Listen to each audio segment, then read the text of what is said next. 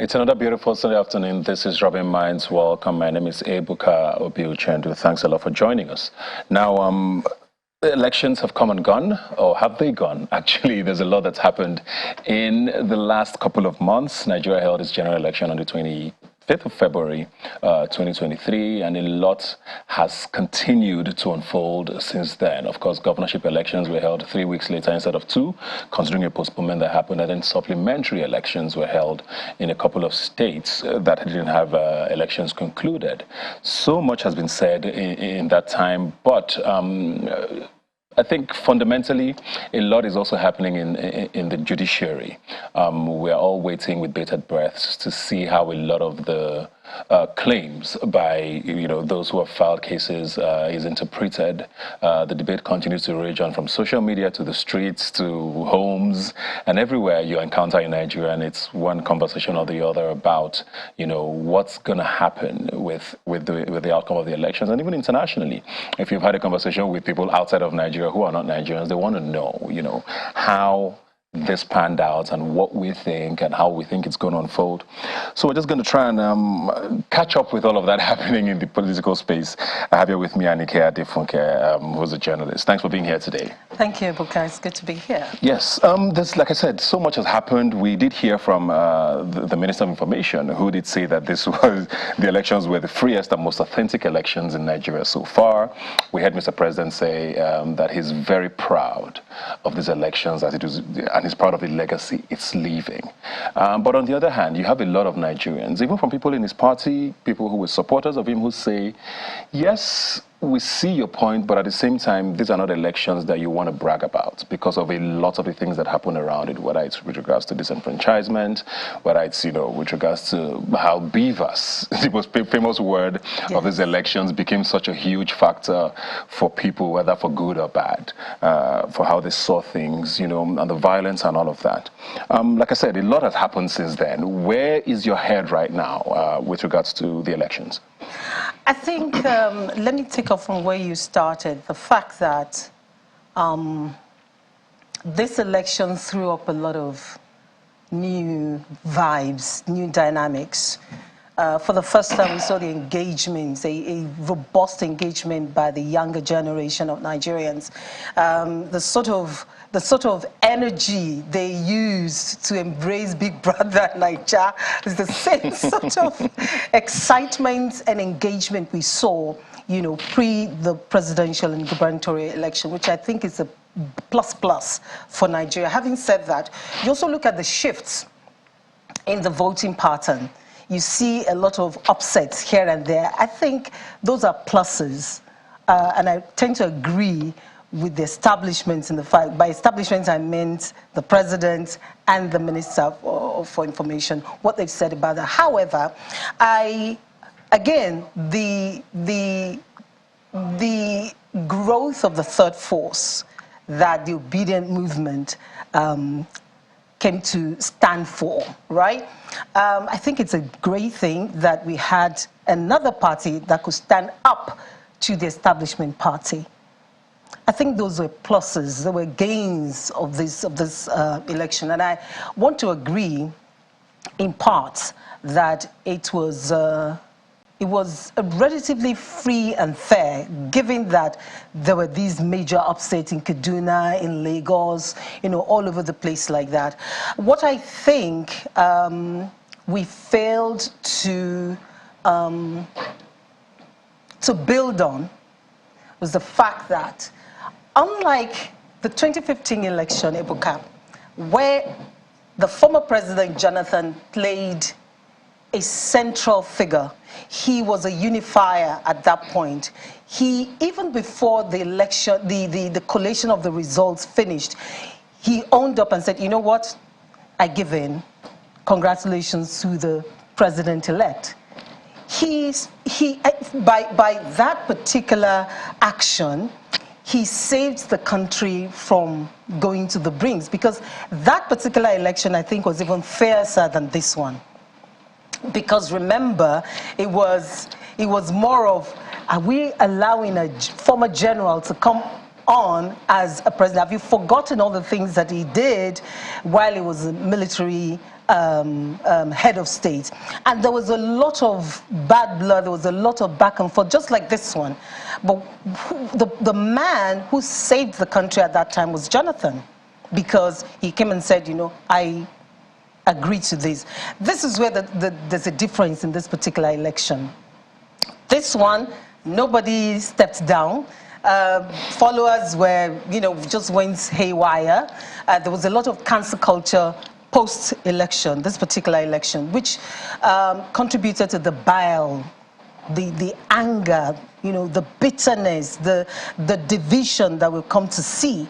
That's where my head is. You asked me. Yeah, I get that, because I understand what you're saying, and that was also probably a grouse a lot of Nigerians had with sort of the silence. Yes, the candidates, maybe they could have, I don't know that anybody has done anything crazy, you know, because I said go to court, everybody's gone to court. But you mentioned the president there, and there's been a certain silence, or there was a certain silence through the electoral process from the president that made a lot of Nigerians wonder, you know, what do you think about what's happening?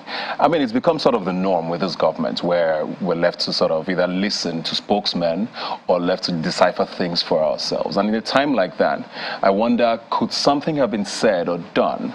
We look at what happened in Adamawa, for example, you know, where until after the fact, Mr. President now says, okay, arrest the wreck.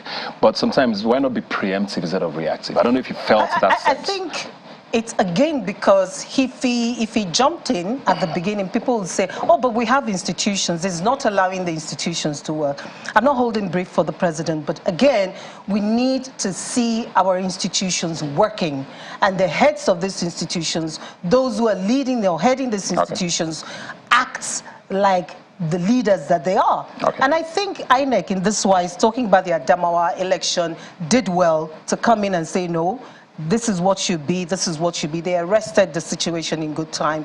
And then the president came later to validate the actions of the INEC head. All right. Sorry, we're joined now by Olufemi Bitoye, who's a public affairs analyst. Thanks for joining us. Thank you. She mentioned institutions there, and I think the INEC has become probably the most popular or unpopular organization in the country this year, right from the general elections through the governorship and the supplementary ones that were held, you know. And we haven't also heard from the head of the INEC now. Since then, people are wondering, is this guilty conscience? Is it trying to prepare something to explain all of this has happened? Or is it because the matter is sub judice now? He's just said, you know, we'll let the court handle it, you know. But we can't overemphasize, and it's been said countless times on television and social media about all the promises that the INEC made, which is where a lot of people's anger comes from. I think people think maybe some people are angry because their candidate didn't win. Maybe there's some of that, but it's a lot of anger from, you promised us certain things, not once, not twice, not in Nigeria, international, you know, you made all those promises. Elections happen, and then you make excuses for why those promises cannot be held against you. I don't know if you see where that is coming from. Okay, thank you very much, Ebuka. One thing we first of all need to understand is that we have the Electoral Act that was signed to law, you understand, and which gave legal backing to electronic transmission of results. So, but then INEC came during the announcement of the results, and INEC told us, okay, they didn't tell us anything, but then their excuse aftermath was that they had reasons for them not to have followed that process. And of course, we saw when the Minister of Communication, Professor Issa Pantomi, talked about their server being attacked. And I think we need to be fair to INEC, you understand? Because if they are telling you that there's a process, and don't forget, INEC have the right to determine the process. There will still be electronic transmission of results, but they still have the right to determine how the process will go. If you study the Electoral Act very well, so they have that right to determine that. So now when they determine that, okay, we can, the result brought to the collation center in Abuja was what was signed at the state level, right? If all parties agree that, okay, in Adamawa, Lagos, Kano, these are the results signed from the World Collation Center to the local government collation center, to the state collation center, and was the same thing presented. So, of course, I don't think that should raise too much eyebrow, because, you know, we've had a lot of givings and misgivings concerning this 2023 general election. But no matter how we want to paint it, no matter how bad we want to look at it, it is still relatively a fair election. You ask me why am I saying that? If you look at the so-called Kardashian states, they couldn't come up with those numbers. Tinubu lost Lagos. El-Rufai couldn't win Kaduna. Kano, you know, so there were a lot of intrigues. Even President Muhammadu Buhari lost his own state. And if you look at the numbers, so which means a lot of things begin to come into question. Do we really have the over 200 million population we've always been told we have? So you understand what I'm talking about? So if you looked at it, which means INEC, they have moved from what it used to be. There's no perfect election anywhere in the world. You know, it's so funny that even the people we call to intervene in our, you know, local democracy, local affairs, they have their own to battle with. We saw what happened in the last 2 electoral cycles in the United States of America. And that is not the first. So we need to understand that Nigerian democracy, we are evolving. We are not there yet. It's a growing stage. So what we just need to do, just like you talked about, is the independence of our democratic institutions. So when we encourage our democratic institutions to, you know, Gabashewu told us that, why will you expect the president to speak as regards the Adamawa wreck, why the situation is still hot? Cut him some slack. Yeah, you know, President Muhammadu Buhari might have all his own, you know, nonchalant attitude towards some major things, but then there are some things he doesn't need to. There are laws and processes. So when we looked at the processes towards this build up towards 2023 election, you know, the volatility, the candidates, and the way the atmosphere has been heated, even till now. So, but then we need to douse the tension. Like you mentioned earlier, the judiciary, let's allow them, don't preempt. Let's allow the process to flow. Then all right. We can now come. Sorry to cut you in there, because we're still talking about institutions now. And, you know, I said earlier to her that we seem to have an attitude, whether it's this government or Nigerians as a whole, of being reactive instead of proactive. You know, we tend to wait for things to happen and then start to try to figure it out. Mm-hmm. And when you mention institutions there and the elections, you know, the security agencies cannot be left out, because I think that's the one part that we all can agree on, that things were left really badly. We saw so many incidents. People like to call it isolated incidents, but they happen to real people. I have family who was affected during the elections physically, you know, with police and security operatives standing and watching these things, you know. And you wonder, you know, INEC has always said, you know, we can't control the police, we can't control the security operatives, but they're a fundamental part of elections in a country that you said is very volatile. I don't know. We have some state elections coming up. Those ones seem to sort of go better, you know, when they're isolated as against when we have all of these elections coming together. What should we be doing differently with our security operatives? We've talked so much about police reforms, from NSAS to all of these things, but we saw that they were so integral to making these elections at least seem free and fair. Thank you very much. You see, I think I've said it before once on this show that we all have a role to play. If you looked at it, the PO, the SPOs, they are families, they are brothers. In fact, they are youths. The largest voting blocks, and we that we are agitating most, the NYC, I think they are usually the POs in all the polling units. Now, this is it. We all have a role to play. When the policeman knows that, okay, if I do what is wrong here, I have citizens who will overpower me, I think they will begin to come to their senses. You know, away from police reform, you know, these are things, these are separate ball entirely. We need to start holding the Inspector General of Police accountable when it comes to our elections. How do you deploy your men? And what are the specific instructions? And what are the ways at which reports? Okay, for example now, I don't think, maybe I don't know, the IG has a complaint unit for this election in its own specifics. You understand? Like, okay, if you have any report as regards any police officer doing what they're not supposed to do, how do you go about it? These are things that we need to, you know, like I said, the institutions all need to come together. And we as a citizen, we form the larger block of the institution. We need to interrogate and do the right thing. Thank you. Very quickly. Two things. We seem to have gotten used to the militarization of our society. So when we hear the military or the paramilitary, we expect force. But we forget that we're individuals, we're citizens. We ought to be addressed in a decent way. So even when security men, let me put them like security men are out there. It seems that what we expect is once this person is out of step, we expect some kind of force. And when we don't get that, which leads me to the second factor, then we're not able to manage our expectations. I think with the whole election, what we've seen is that we as a people have not been able to manage our expectations, and this is what I see as a failure of the National Orientation Agency as an institution as well.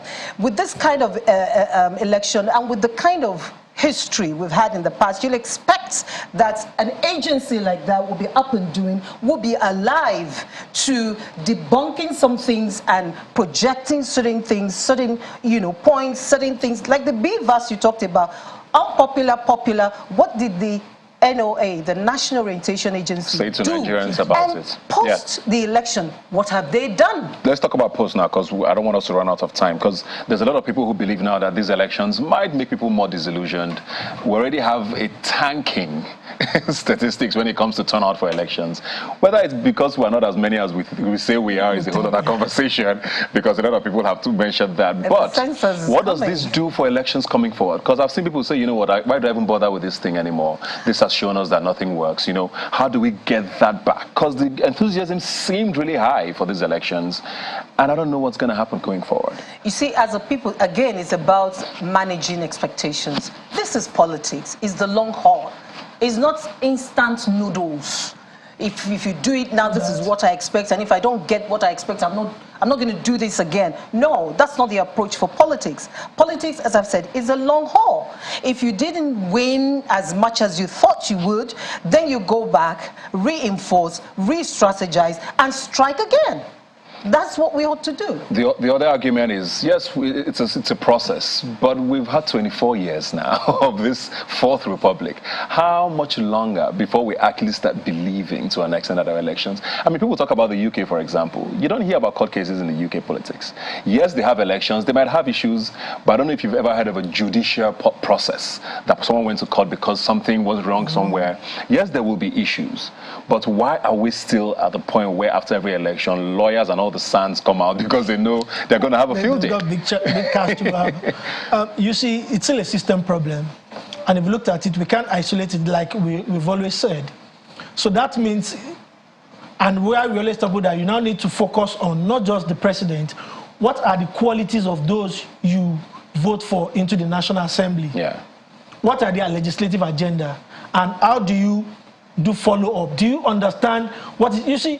It's funny when we begin to measure our legislators with the number of projects they bring to a locality, like look at the roads that pass through my house, he hasn't done it. No, that's not their primary assignment. So it is when we begin to have that quality engagement, they will begin to have laws that we safeguard our system.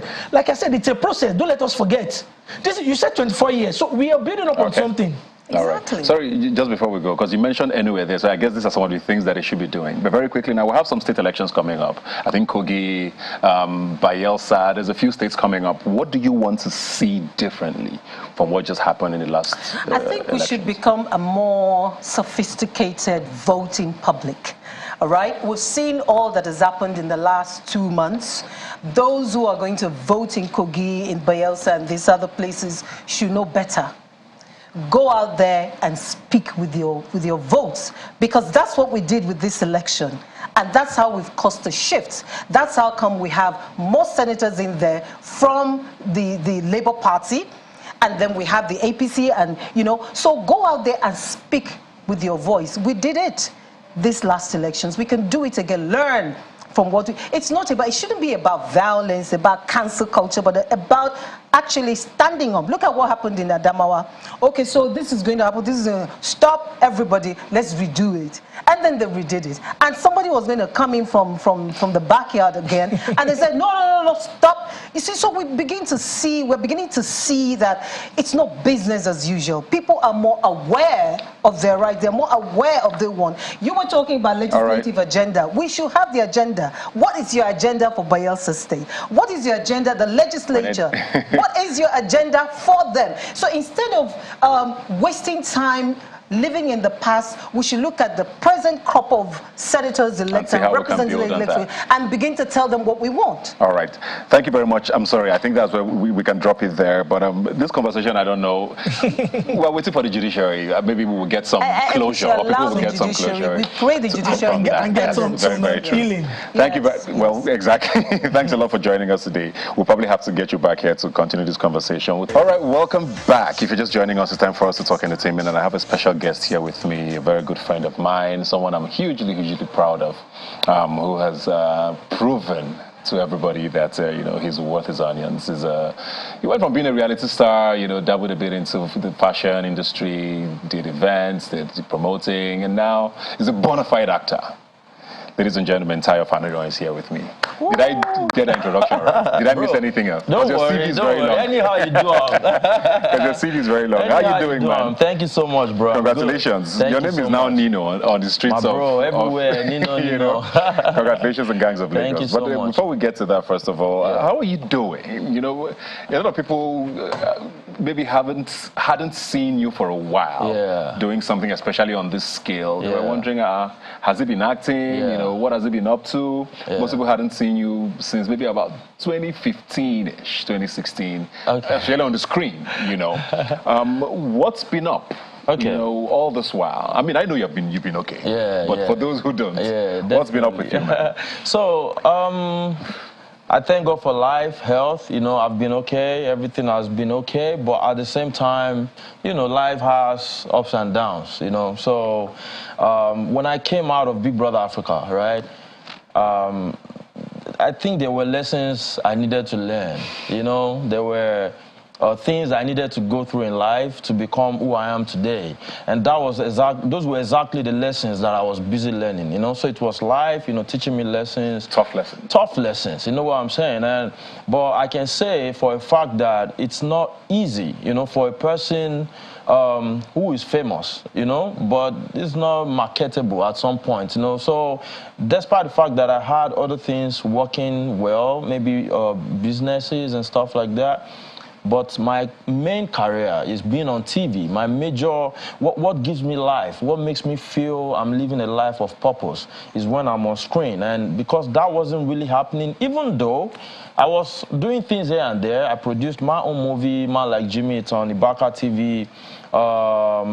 What else? I came back, I opened a lounge, a beach lounge at Elegushi Beach, I was doing things here and there, I've done my siblings and I as well. When I came, I did a One Iroko TV film with Mike Zeronye, God bless you. I've been around, but being at the place where people can see you, This is the first time since Big Brother, and I feel really excited. I thank God for this moment. But I get you there. But I mean, I think the question a lot of people had was, you did Big Brother Africa. Everybody expected you to move back here. You came back for a bit, then you ran away back to South Africa, I believe. What sort of made you make that move? All right, so instead of staying here, and just tough it out. Yeah, I get your point, bro. So, Yoruba say that owotomo kekere ba kokori akara lo ma fi raje. It means the first money you make, you use it to buy akara. I know you know what akara means, So the fame came. I thought life would remain like that. As a younger person, what I wanted at that time was a fresh life, living in a place where there's winter, good roads, electricity. I can turn up and live a cool life. Even though I didn't lose my purpose, but I just preferred to live outside of Nigeria. Nigeria has this scary surface, but if you can, try and crack it, there's so much blessings, hidden under it. So that was what happened. I chose going back to South Africa because that was my comfort zone. That was where I was used to living. Everything, I can close my eyes and move around South Africa. So what made you leave? Eventually? Well, it just happened that in 2019, I think it was time. Something happened. with the, you saw that time when there was police, what word in South Africa. That was my ancestors slapping me and saying, boy, you've been sleeping, go back home. So the moment that happened, I had some of my friends in the industry, they started reaching out to me and saying, bro, what are you doing there? Come back home, you know? And then I still didn't want to come back to Nigeria. I went to America. I did about 4 cities looking for where to settle, you know? But while I was there, the moment people see me, I could just be on the phone talking to someone. You just be like, excuse me, where are you from? The moment I said Nigeria, everyone had something to say about Nigerian entertainment. If it's not our film, it's the music, you know? And I started thinking that, okay, since home is like this, what am I going to another place to go and start when I already have a foundation I can build on in another place? You know what? I'm going back home. And ever since I've been here, despite the fact that it took between 2019 and now for people to see me, you've been grinding. God has been good to me every day. You know, God has always proven to me that He made me come back. You know. Yeah. Do you look back, just want a quick Big Brother question, do you look back at that? I was having a conversation with someone who had just seen Gangs of Lagos and was raving about your performance and was like, that's fine now, still they pain me. It's been 9 years, I believe now. Do you still look back at that moment and still are upset a bit about not winning? You were the favorites. I mean, I know it's been a while now, but does it still come back to you sometimes? I wonder, how did I not win this thing? You know. So, one thing that I would always say, if it comes to us discussing it, I would never go back on the fact that I was the winner of that season. It was too obvious, it was too evident, all right?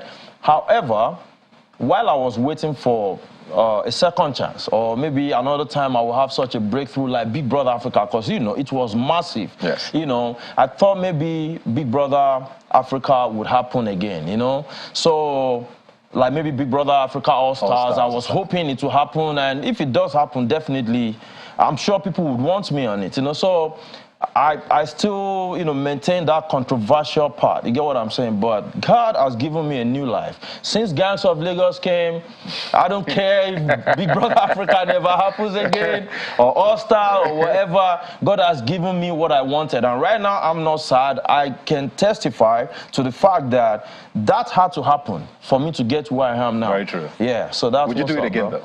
Big Brother Africa, definitely I'll do it again, you know. I know what it means to be on TV for just a few seconds. So imagine being on TV for like 90 days. And able to sell yourself. Man, that's a lot of, you know, if I get that opportunity now, definitely I have like a trailer load of talents I want to come and sell or market to the world. Girl. Yeah. Let's talk Gangs of Lagos now, bro. Which is, of course, streaming on Prime for those who want to see it. Brilliant film. Yeah. Did you audition for this? And at what point did you ever feel like you were going to get it if you auditioned? What was the process like before you got your script in your hands and say, okay, confirmed, you are a part of this film? You know, it may sound easy, but I didn't audition for this. Hence, I've been saying that Interesting. Gangs of Lagos for me is God's orchestrated blessing for my life. It was meant for me. I was not compared to anybody.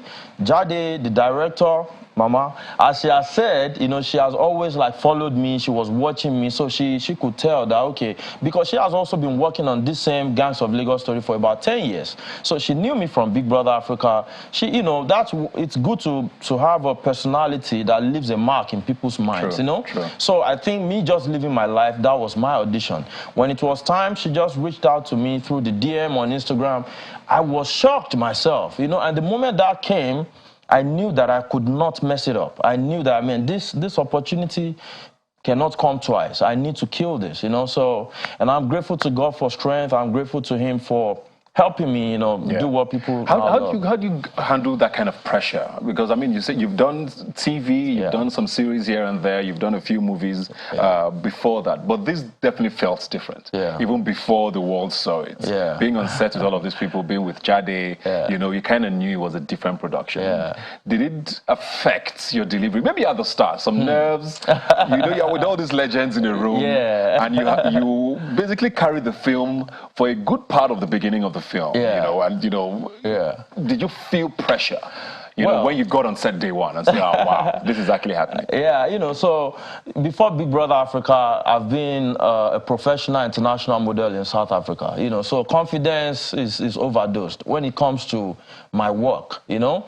I could be in the room with anybody. I'm always respectful, you know, I'll give the respect to whom it's due, you know, but I don't feel that kind of pressure. However, Jade herself, I call her the sorcerer of filmmaking. You know, the woman is so spiritual. You know, there's just this aura around her, the way she does everything. I never saw Jade struggle to direct anybody. Like, maybe do this. No, that's not what I want to do. Like, no. Like, everyone just came with their A games, all right? So all Jade did, for instance, let me give you an example where I was shirtless, right? I had not been working out. So I didn't have the six-packs or the muscles to show off or whatever, the way I would want to show it off during the modeling days. And so I asked the stylist to get me that, you know, classic singlet, the one with like nets. And then they brought it, I put it on, you know, I went out there. The moment she saw me, she was like, no, take it off. I don't want. Then I was like, director, I've not been working out. She said, come on, you're Nino. You know, the moment she said that, you know, she makes you feel the confidence that she has in you. And that alone goes a long way with me. Like, I just feel like this person believes in me because I know how great she is. You know, she has done a lot of work. I know her name. She's big. And this project that we're doing is big, and my character is big in it. So for her to have so much confidence in me and say, you are Nino, man. You know, so I'm like, I just took the shirt off. Miraculously, the body looks good on TV. she definitely knew what she was doing. Yeah. Now, I mean, the reception has been quite phenomenal. I've been seeing a lot of your tweets and social media and just the interaction generally. Yeah. What has surprised you the most about, you know, whether it's feedback or something you saw in the film or just how things have unfolded since it came out? Has anything surprised you? Yeah, so what has surprised me the most is the fact that I've not received any negative comment about my character, Nino, all right? And there is nothing I've done in my life, ever, that, you know, there will be people here, there will be people there. Big Brother Africa, some people loved me, some people hated me. Everything that I've always done in my life, you know?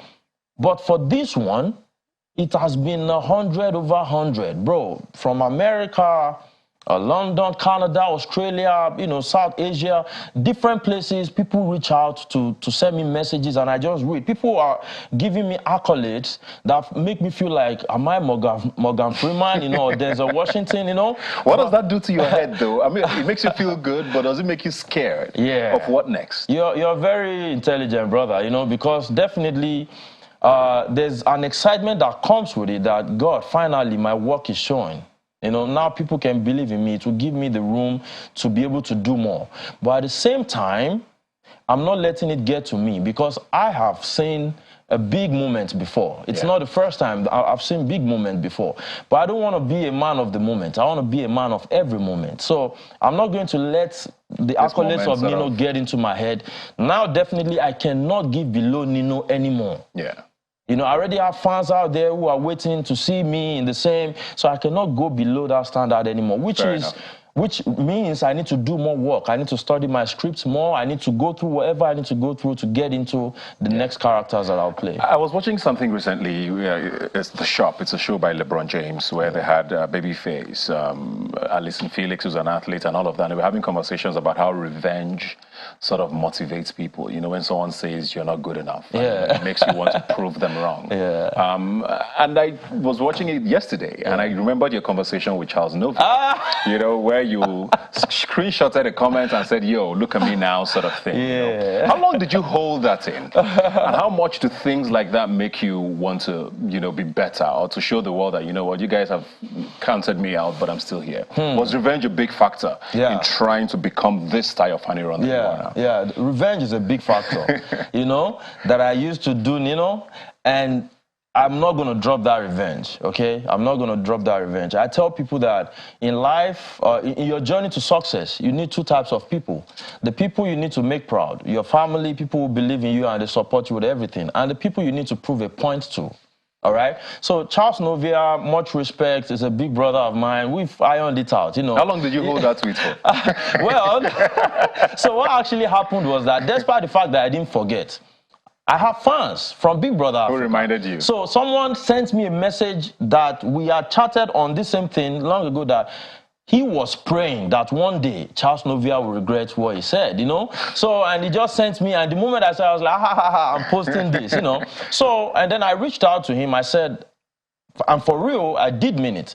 I'm so sorry for my reaction that time. I was younger. You get what I'm saying? You know, so I had no filter then, you know. So I apologized, and he also apologized, and we are good. However, that was a major fuel that kept on pushing me. And not just Charles Novia. A lot of people, or whoever, as long as I know that you don't believe in me, as long as I feel like you have undermined me or whatever, thank you. You're helping me. That's what's up. What's next? What's next? What's next for Tayo Faniran? Yeah, so Nollywood is what I'm breathing, is what I'm eating right now. You know, that is why I came home. That is where I want to put all the passion that I have in now. Because when I went to South Africa as a model in 2008, I was a young chap, and I wasn't even the best models compared to the models that I was joining at that moment, but I didn't give up. I kept on doing it until I conquered it, all right? So this is just the beginning. So after Big Brother, I didn't really have that, you know, thing to run after again. I tried music here and there, you know, but it didn't work out. However, big shout out to every player in Nollywood who stayed back. You know, the people that built the industry to get to the level that it has gotten to now, that made it attractive enough to someone like me coming from international to want to. I'm desperate for Nollywood now. So as I am now, I'm just waiting for directors, producers, bringing the script. Have they started DMing? And oh yeah, some have, you know, they've reached out, we're talking, you know, but also I'm a bit picky, not about money, you know, but I'm picky in terms of the standard, the quality of the job that will come, because after Nino, it has to be another hit, you know? Very, very true. Yeah. Very quickly before we go now, I mean, you had sort of a nice bad boy reputation on Big Brother, which was also sort of reflected in Nino, this guy who's a nice guy, but isn't a good guy, if you know what I mean. And I've seen a lot of tweets from the ladies saying, that's my kind of, you know, has the pressure been different? You know, are you single, first of all? Actually, he did an arm, so technically so, you know, I want people to know that I've been through a lot getting to where I am now, all right? And I have my own plans, I have my own strategy, all right? So no question or whatever will pressure me to put out what I don't want to put out for now, all right? So, but in terms of being a good, bad guy, you get what I'm saying? I would say that has always been who I am. You know, I've never promised anybody that I was a saint, and I've never been a bad person. I've always been loved, you know, like by people who really know me for who I am, you know. So that is one thing that I think I have in common with Nino. And for the ladies, although it's different this time because they just love Nino. You know, people are coming out for Nino and they just don't want to hear anything else or whatever. It's just Nino, Nino, Nino. And I love that. You know, women are the business. You know, as long as they are loving me, you know, then that means I have a market out there. So, thank you. The long and short is probably not single. Whatever, it's up to you. Thank you very much, Tayo Faniran. I'm super proud of you, man. Thanks, I've seen Gags of Vegas a couple of times, and it's just amazing how you carried. It's hard to believe that that's your first major, you know, role in such a film like this, and it's very impressive. Good luck with everything, man. Thank you so much. See more of you. Amen. And keep shining, man. Thank you so much, brother. Thank you. I appreciate you, man. All right, welcome back. Let's talk Twitter now. Social media has become a huge part of our existence as human beings, whether it's Facebook, TikTok, Instagram, Twitter. Something always pops up somewhere that, you know, that has become a fundamental part of, you know, how we receive news and how we interact as human beings. And Twitter, which by numbers is probably one of the smallest social media platforms, is by a mile, even if I say so myself, probably the most influential social media platform, considering how much, you know, news organizations, politicians, governments, and establishments use it to share information. But it's been quite a turbulent ride for the social media platform, especially since it got new management under Elon Musk, who's the owner now. And something happened recently where verification badges were taken away from certain people, and you had to pay for them. It's brought up the question about, you know, how do you validate news? How do you know who's authentic, especially with legacy verified accounts? I'm joined now by Chisom Okafor, who's a marketing professional, to help me dissect this. How are you doing, Chisom? Hi, Ebuka. Good afternoon. How are you doing too? I'm very fine here. Very well, thank you. So now let's talk about this because it's been very confusing to understand what is really happening. He had been talking about this idea of everyone having to pay $8 to get a verification badge, and it was quite worrying for a lot of people, especially with news. You had all these news organizations and journalists who people relied on for information. Social media has gotten a reputation for spreading fake news a lot, and people tend to go to certain pages to get information, and all of that was taken away, and you had to pay $8. I had a verification badge. It was taken off, and I checked Twitter Blue, and for Nigeria it was 5,000 naira, which means you had to pay about what 5 times 12 to get verified every year. But then anybody could, I guess, pay that if you wanted it. But it also particularly wasn't the most affordable when you talk about the average Nigerian. But this morning I woke up and my badge was back, and the information says I have paid for Twitter Blue, and my phone number was verified. All of this is very confusing. What do you think is really happening at Twitter and with Elon Musk? This is a very, I feel like it's like it's a very, if you look at it from two angles, right? From the angle of the user and the angle of the businessman, I think you'd understand everybody's pain, right? Now, let me start from the angle of a user. The angle of a user, right? People are used to using Twitter for free. And the fact is, every human being, like the average human being, including me, right? At first, we are very, I think we are very resistant to change. When we're used to something being done in a certain way, right? Once there's a change that happens, a lot of times we first of all fight back. So when Elon Musk announced that, oh, okay, I'm going to be bringing Twitter Blue, right? And you have to pay for it. People felt, okay, if I already had my verification, then I won't need to do that.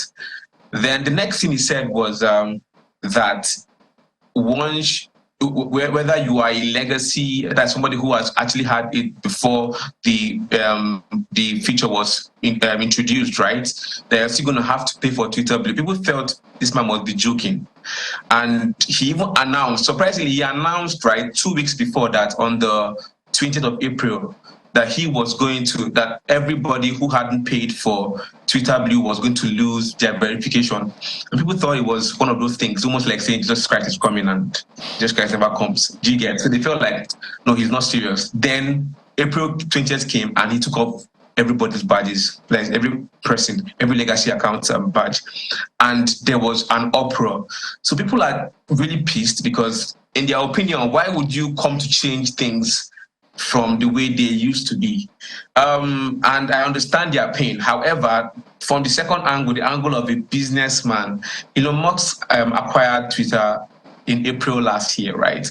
And prior to him acquiring Twitter, Twitter wasn't really profitable. Twitter wasn't profitable. Twitter basically makes their money majorly from ads. Twitter has 330 million users worldwide. That's small compared to the Facebooks and the Instagrams and the WhatsApp. That's like the Facebook ecosystem, right? Now, what Elon Musk was trying to do is to increase the revenue for the platform in order to be able to add more things and to be able to sustain the staff number and everything that has to do with having Twitter, making it run. Yes, sorry for cutting you there, and I get that. I mean, everybody wants to make money if you're running a business. There's the one argument that says, well, nobody told you to go pay $44 billion for this business. We all knew it wasn't as profitable as people thought. But isn't there? I mean, he's a smart businessman. He's been the richest man in the world a couple of times. So he does obviously know how to run a business, or at least people think that he does.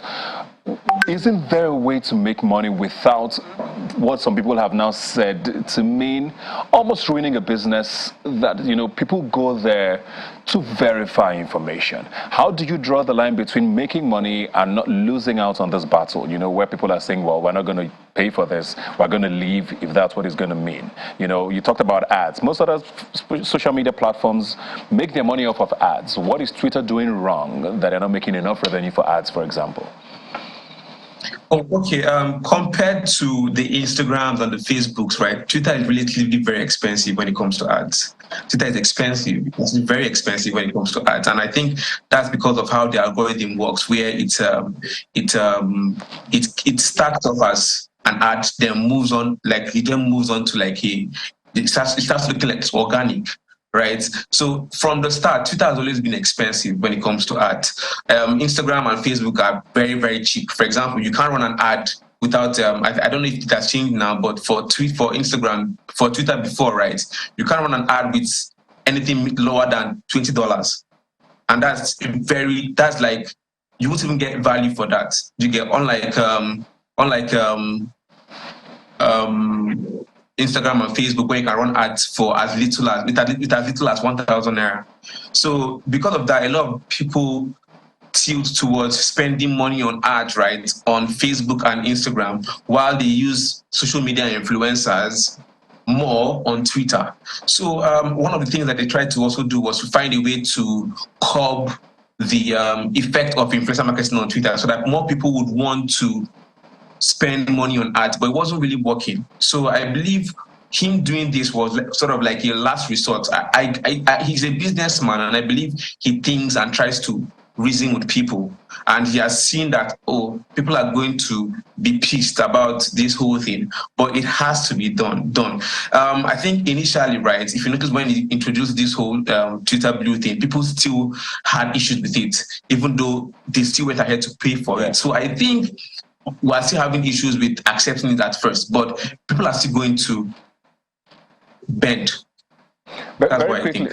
Yeah, very quickly now, because we're almost running out of time. First of all, what's the future of sort of fake news now in the new Twitter ecosystem and impersonation? That's one of the biggest fears for people. Wow, I think that's majorly the biggest problem Twitter has when it comes to impersonation. Happens everywhere, right? Every social media platform. But for Twitter, it's easy for you to get misinformed before you discover that you've been misinformed. Do you get? So that's one of the challenges that Twitter has. And I think there's a need for a level playing field where both the businessman and the user are happy. So that I think one of the things that he just introduced also is that for government agencies, right, there's a process that you can actually go through to get your platform verified without paying. Now, these government agencies are also complaining that this process is not easy. It's not working as much as it should.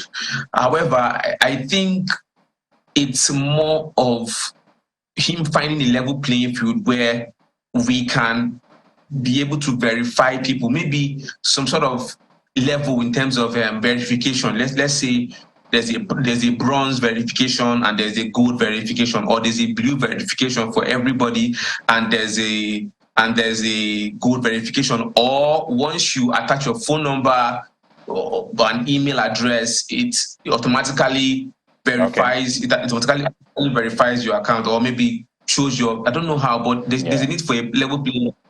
Else, because right now there's a lot of fake accounts framing president, framing celebrities, trying to scam people. Yeah. So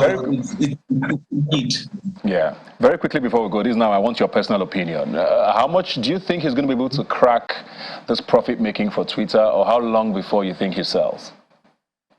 I think he will crack it. It just takes people accepting the new normal, right, on Twitter. I think he'll crack it. I think he will, because if he makes an average of $8, even though it's for bundle subscription, right? But like if you pay for a year, it's smaller. I think it's about $5 equivalent, right, per month. If he does that, and you have, let's say 20% of the 330 million users of Twitter pay for that, that's a reasonable amount of money. That's outside what people would spend on ads, right? So I think that's one way he could actually break even. And also, Twitter also included some features that allows for payments, and I think they will have some like processing fee or charges that would happen for those payments that happen via Twitter account. So definitely, I think he would make profits. Well, thank you very much. We're all holding our breaths. I always say Twitter is my favorite social media platform, so I'm hoping it works out for all of us because, I mean, I love going there. It's quite a fascinating place with all the drama and trolling that happens. Anyway, thanks a lot for joining us today. You're welcome. You're welcome. And of course, to the viewers, thanks a lot for joining us. You can follow the conversation on social media. Please use the hashtag Rubbin Minds when you send us a message. I'll see you next Sunday.